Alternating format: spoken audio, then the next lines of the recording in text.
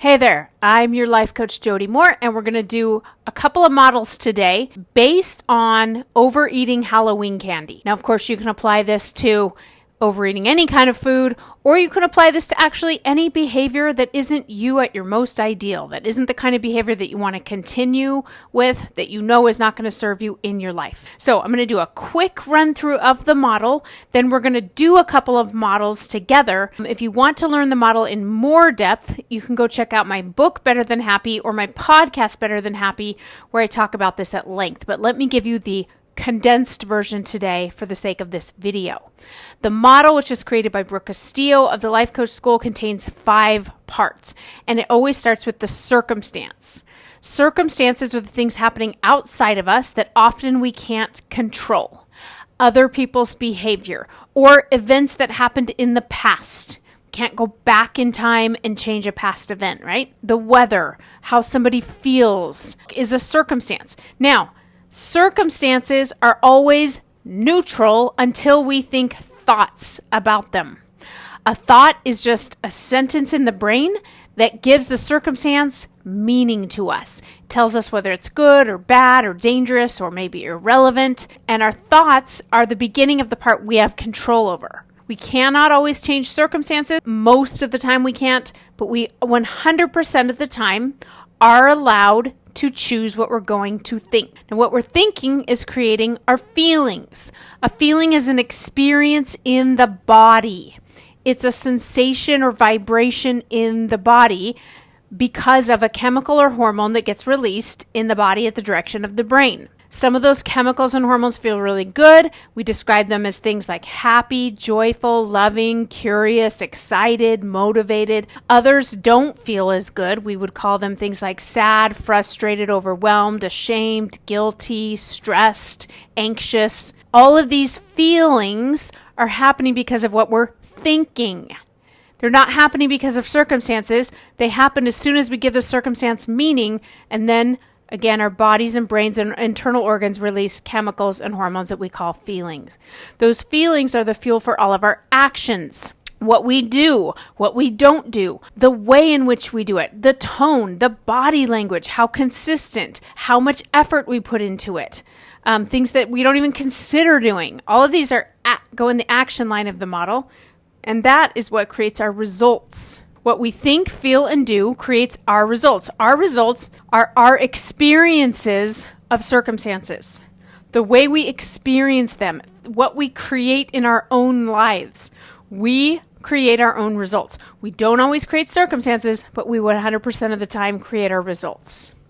Now, let's take a look at how to use this model in a scenario where maybe you ate too much Halloween candy this week. Are you ready? The first step is we want to separate out circumstances from thoughts. I ate too much Halloween candy is not a circumstance because it's subjective. What is too much? What does that even mean? So we want to begin by getting something very factual and putting it in the circumstance line or the C line. I'm going to write down what one of my clients told me earlier today, which is I ate 30 pieces of Halloween candy at the Ward Trunk or Treat. Can you relate to this? Okay, now remember what we know about circumstances. They are neutral until we think a thought about them. So I like to pause for just a moment and remind myself, this is not good or bad. If my 10-year-old son was talking to one of his friends and said, I ate 30 pieces of Halloween candy, his friend would probably say, dude, that's awesome. Give me a high five, right? Until we have a thought about it, it's just a neutral thing. It happened in the past. We can't go back in time and change it. Next, I want to get one of my thoughts about it. Now, we all have tons of thoughts about any given circumstance, and that's okay. You don't have to be aware of every single one of them, but just if you were going to write like a newspaper article or a magazine article about what happened, or if you were going to tell your friend, what would be the headline? What's the main thought you have about it? Is it something like, I can't believe I did that. I totally went off the rails. I shouldn't have done that. I'm so out of control around food. So let's grab a version of that and throw it in our thought line. What's important to remember about thoughts is that they are true. We could make a solid case, and they're also not true. I could argue against this as well. So don't get hung up on, wait a second, that's just true. It should go in the C line. No, we're just putting boring neutral facts in the C line. In the thought line, we're putting your main thought, and we're not saying just because it's a thought doesn't mean that it's wrong or not true. Okay?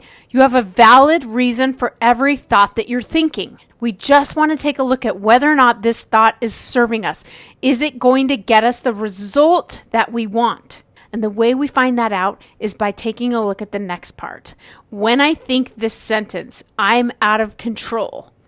With regards to this circumstance, how do I feel? For my client, she felt ashamed. Now be careful, because a lot of people would say, no, when I think I'm out of control, then I feel motivated to go to the gym. This thought does not create motivation for most people, though. For most people, this thought creates a feeling of shame, and then they have another thought like, but maybe I could do something about it. Maybe if I go to the gym, I can get feeling better. So you have lots of thoughts about any given circumstance. Just make sure when you run a model, you look at one at a time and ask yourself, what does this particular thought generate for me in my feeling line? The next part of the model is the action line. So when I'm feeling ashamed in this given circumstance because I ate 30 pieces of candy at the trunk or treat, how do I behave? What do I do next? Well, one of the things we know about shame is shame tells us to hide. Now, you may say, but I didn't hide. I was at the trunk or treat. I stayed there. I passed out candy. I hung out with my family. I did what I needed to do. But in what way are you hiding from yourself? Are you afraid to look at it? Maybe it looks like you not getting on the scale the next day because you don't want to see what happened. Maybe it looks like you going unconscious about food for the next 3 days because you're so embarrassed and ashamed of the way you behaved that you just stop paying attention to your eating plan. You stop trying to focus on eating well, and that's a version of hiding from yourself, which isn't even possible, but we try to do it anyway, right? We go unconscious. Another thing a lot of us do from shame is we don't reach out and get support. We don't want to tell anyone we did this shameful, terrible thing, which prevents us from getting some maybe useful tips and ideas and support and help from another friend or from a coach or somebody else who might be able to help us. So shame is a hiding emotion. It says, don't let anybody see that there's something wrong with you. And from that place, we tend to not facilitate anything very useful. We continue, in fact, to be out of control. We will continue to prove to ourselves that we're out of control. This is why a lot of people, when they overeat, feel bad about it, and then they go on a spiral, and they call it falling off the wagon. And they say, I overate, and now I can't get back on track. How do I get back on the wagon? I got good news for you, my friend. There's no wagon. There's no wagon. There's no all or nothing. Just because you ate 30 pieces of Halloween candy doesn't mean that your whole weekend is blown or your week or your month or whatever. It's just the brain doing what brains tend to do without supervision. But when you put it in a model, you can show yourself, wait a second, this isn't useful. This isn't serving me. This isn't helping me start to eat better or go work out or get back on track. None of this is necessary. And as your coach, I give you permission right now to not do this. So what do we do instead? Well, let's look at another option. Okay, so we're going to keep the circumstance the same because remember, we don't have a time machine. We can't go back in time. You already ate those 30 pieces of candy at the word trunk or treat. What are we going to think instead? What do we want to feel instead? How do we want to behave instead? What result do we want to create instead? Now remember, there can be a lot of other options that might serve you better, but I'm going to give you one to just try on. When we eat 30 pieces of candy, it's not because we're operating as our most confident, most successful, highest selves. It's more because we're acting like kids, right? I have a version of me that's like a toddler. She just wants to eat candy all the time and do what's easy and fast and pleasurable and not painful. And she doesn't really care about the future. She only cares about the immediate short term. This is the instant gratification monkey that we have in our head. When that part of me is driving, it's usually because the adult part of my brain, my prefrontal cortex, is not as available. And the reason that becomes less accessible to us is because of pain or trauma or just discomfort or needs that aren't being met. Sometimes it's insecurity, sometimes it's stress, sometimes it's overwhelm. It can be all kinds of things, but if overall I'm not getting my basic needs met and taking care of myself and emotionally strong, then I'm going to operate from that toddler version of me. So if we, instead of beating ourselves up, decide something like, I must have really needed something, I must have really needed something that night. Why else would I eat 30 pieces of candy at once? I must have really needed something. I must have been struggling in some way. How do you feel when you think this? For most of us, it generates a feeling of curiosity. I must have been really hurting or needing something or struggling in some way. Curious. I wonder what that was about. Do you know what happens from curiosity? We explore. Now, exploring can happen with another person or it can happen on your own. You can start to reflect back on what was going on that night. How was I feeling? I wonder what I was needing. What's going on in my life in general right now? Am I lacking in joy or pleasure of some sort? Am I not taking care of myself? Do I not feel good about myself? Do I not have what I want or need in my life in some way? Is there a bigger picture thing? Or was this about being at the trunk or treat or it being Halloween or something else? What's going on? We get curious. We ask ourselves useful questions. We listen to the answers. Maybe we do this in a journal. Maybe we do it with a coach. Maybe we do it with a friend. Maybe we just do it on our own on a walk.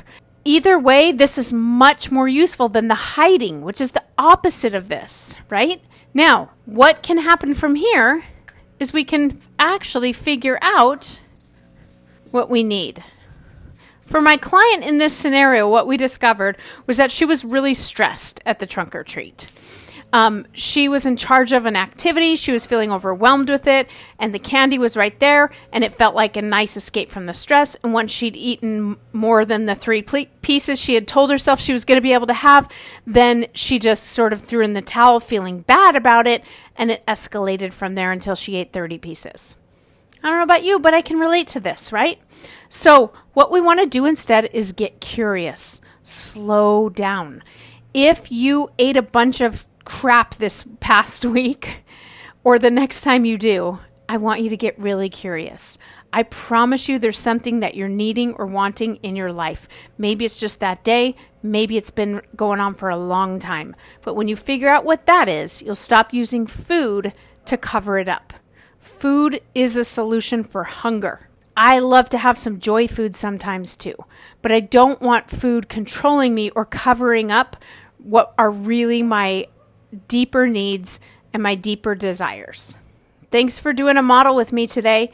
Make sure you subscribe to my new YouTube channel where I'm going to be doing more models. I'll see you next time.